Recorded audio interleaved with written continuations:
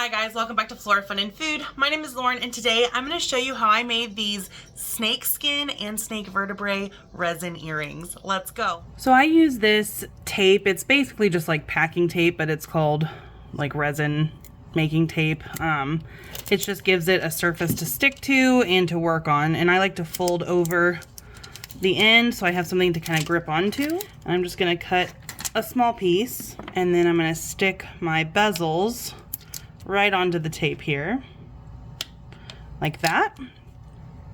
Then I'm going to take this UV resin and fill it only about halfway up. And I like that this bottle has a nozzle because it's easier to kind of get into the crevices. So I'm just going really slowly and getting everything around the edge and then into the middle. And there are some bubbles here, but I'm going to show you how to get rid of those. So we'll fill both of them just halfway full, like that. Now, as you can see, there are some bubbles in here. So what you can do is just give it a few minutes to let the bubbles rise to the top. You can try and take a toothpick and pop them, but it's kind of hard to do. See, that one won't pop. So what I am going to do is I'm going to take this heat gun here and we are going to heat it up so that the bubbles rise to the top and we can pop them. So as you can see, the bubbles pretty much instantly rose to the top and popped. Now I'm going to take this UV light that's made for nails and we're going to put it over our pendants and turn it on for about 2 minutes. All right, now that our first layer is cured, I'm going to add a very, very thin layer of resin again. And this layer is going to act like the glue to stick our snakeskin onto. So just barely coating it very, very thinly. Again, I'll use the heat gun. And now comes the fun part. So this is shedded snakeskin from my pet ball python.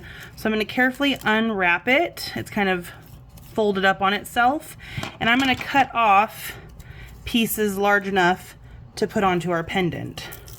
And then onto my pendant it goes, and I like to use a Q-tip to help kind of just stick it onto the resin here. Just kind of pat out any bubbles that form. If it folds over, that's okay. On the edge here, we're going to cut all of that extra off. So I just want to make sure that it is secured fully to the resin surface here. And then I'll do the same with the other one. And you don't want to put too much resin on because it'll slop over the sides and then it's kind of a mess. So we'll pat those down.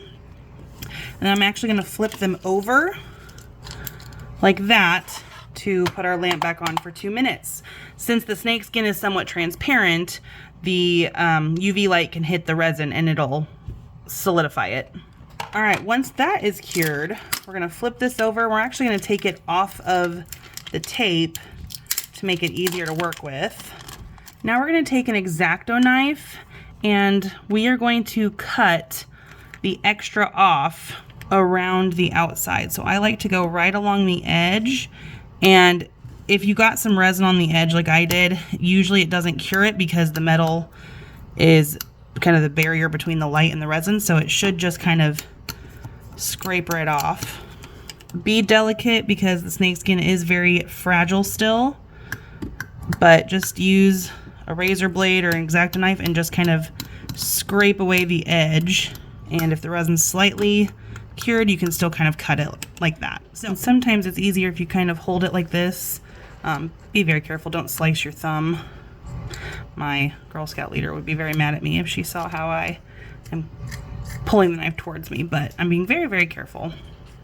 That took a little bit of time, but we have a pretty clean edge on both of these now. So the next step is we're going to pour another layer of resin right on top of the snakeskin, and we're going to seal in this edge here, and we are almost done. So I like to kind of get a nice layer around it, and I kind of go up on the edge of the metal a little bit just to make sure the edges are sealed in. This is going to be the back, so it can go over the edge just a little bit. It's not going to look bad because it's clear. So we'll do this to both, making sure we cover every inch of it. And we can kind of bubble it up a little bit. We'll get the heat gun again to get rid of any air bubbles. And then we'll stick our lamp back on it for 2 minutes. All right, our last step for the resin is to flip these back over. And I want to bubble up the other side so that the front doesn't look weirdly flat. So again, we are just going to pour resin all over the surface. So now it's kind of bubbled up. Back in with the heat gun and light one more time.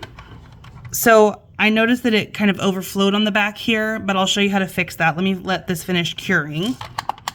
Okay, so as you can see, this one had some overflow because I filled it too high. So what I'm gonna do is I'm gonna take a Dremel here and I'm just going to grind off the excess and shave a little bit down where there's some texture, and then we'll reapply some resin. So this is a hard stone.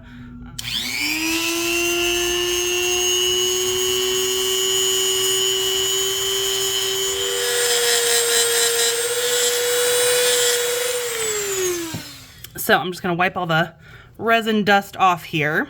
And now to fix this, we're gonna even it out just by adding a little bit more resin and then re-curing it. And I'm gonna go really light so that I don't cause the same issue again.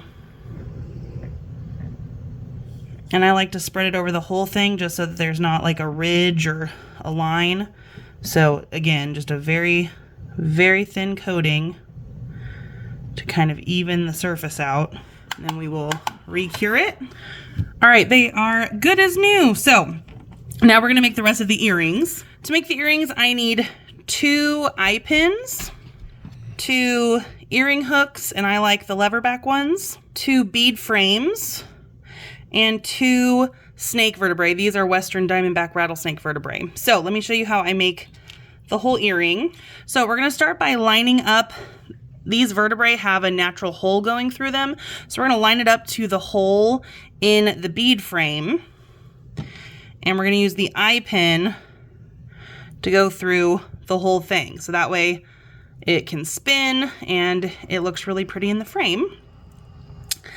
Then I'm gonna take my tool here to make the other eye loop here.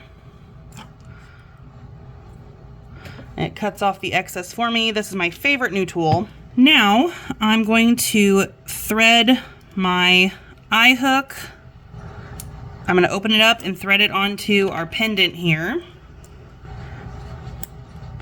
And then I will just close it up. Then I'm going to open up the top loop and thread our earring onto and pinch it closed. And there we have our completed earring. So let me do the same thing to the other one, and that is it.